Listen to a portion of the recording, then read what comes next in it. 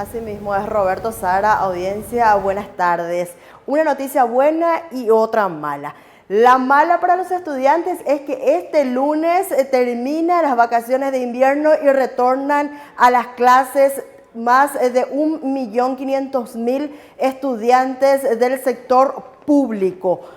¿Qué hizo el MEC durante las vacaciones? Hizo que tengan docentes en aula. Trató de garantizar eso y logró cubrir 19.198 puestos vacantes.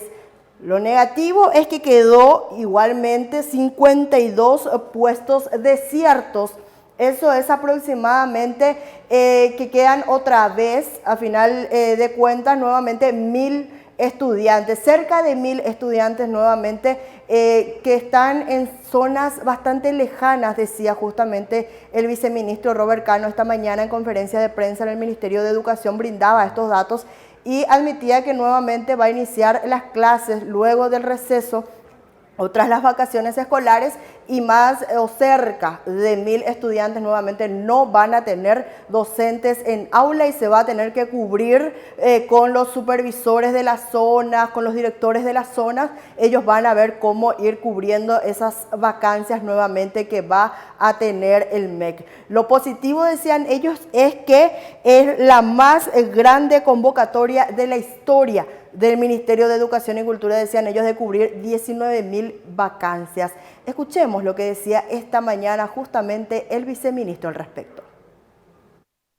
Los 19.198 puestos, la meritocracia primó. No hay ni un solo docente que pueda decir que una persona que estuvo mejor calificada o menor calificada haya tenido acceso a un puesto. De este resultado final hemos tenido en este proceso absolutamente transparente y meritocrático una cantidad de 52 puestos desiertos, lo que implica un éxito del 99.8% de los cargos que han sido cubiertos, por así decirlo, con un proceso absolutamente meritocrático. Para los chicos, cuando vuelvan esta semana que viene a clases ya van a tener todos docentes, o al menos 52 los que no van a tener. No, todavía. van a tener, esos 52 van a tener, estamos hablando de que este proceso que involucraba el llamado a concurso a través de un sistema meritocrático, llenaba el 99.8% de las vacancias.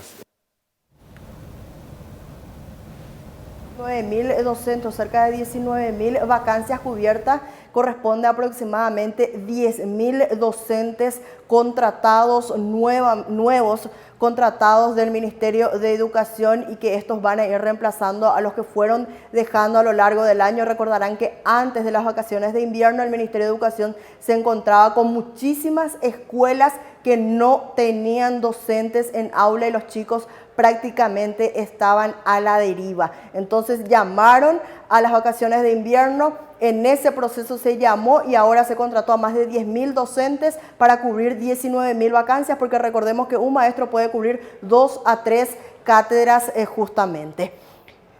Paralelo a esto, a estas 19.000 o casi 20.000 contrataciones, el Ministerio de Educación llamó a otro concurso de oposición para llenar ya el banco de datos elegibles. ¿Qué quiere decir eso? Que el Ministerio de Educación ya quiere tener un banco, un docente inscripto previamente evaluado para que pueda ser en algún momento un docente titular en caso de que justamente el maestro titular fallezca, se jubile o tenga cualquier tipo de inconvenientes. Entonces ese docente que ya fue previamente evaluado y que ya está en el registro del Ministerio de Educación se ha llamado a cubrir esas vacancias dejadas. Entonces justamente ya el niño no va a tener falta de docentes en aulas. Se presentaron 12.020 educadores, de los cuales lamentablemente, decían justamente desde el Ministerio de Educación también, 6.667 docentes no aprobaron el examen. ¿Qué decía esta mañana Nancy Benítez justamente de la Dirección de Formación Docente del Ministerio de Educación? 5.353 docentes que en esta instancia del concurso público de oposición han aprobado las pruebas.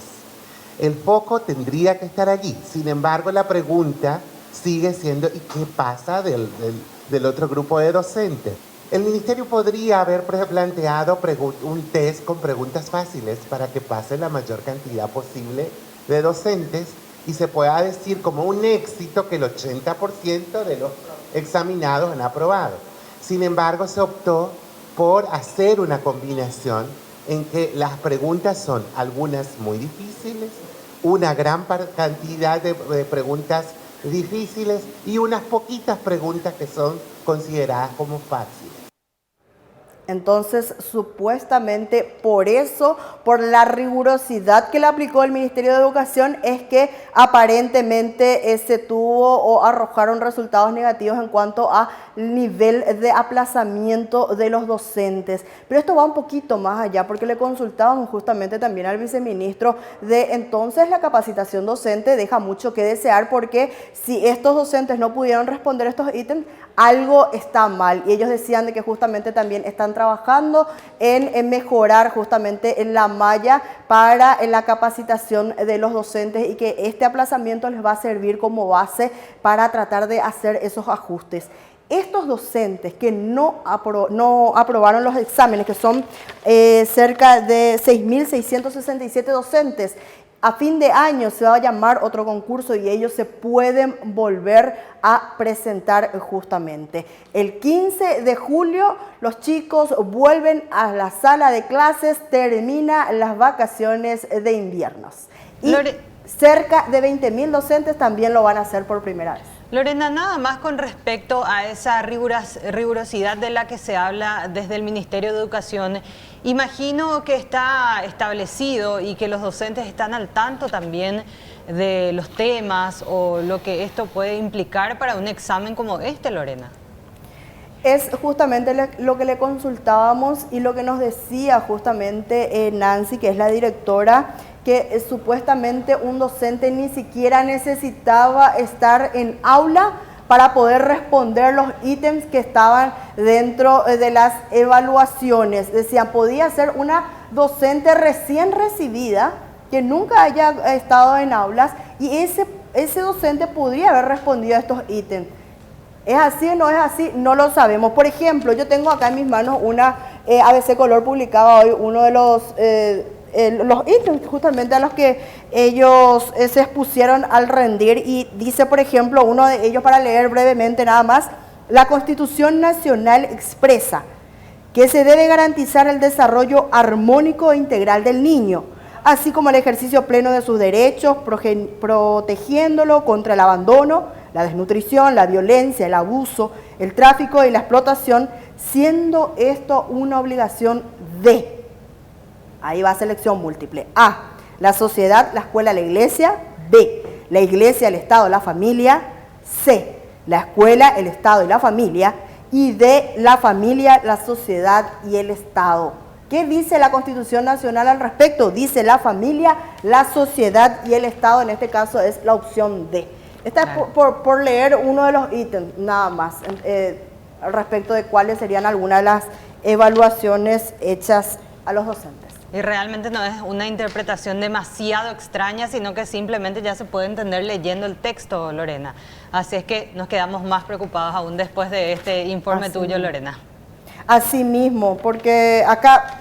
Quiero leer nomás esta parte para entender un poquito mejor, para dar un segundo ejemplo. Sí. En el marco de la alfabetización en lengua materna, ¿qué lenguas utilizarán los pueblos indígenas en la etapa inicial de la educación escolarizada? Opción A, lenguas oficiales. Opción B, solo una de las lenguas oficiales. Opción C, sus respectivas lenguas. Opción D, la lengua guaraní y sus variedades. Yo me inclinaría por la opción C, que es sus respectivas lenguas, porque al inicio te dice en el marco de la alfabetización en lengua materna. Claro. Entonces, es interpretación pura el examen realmente.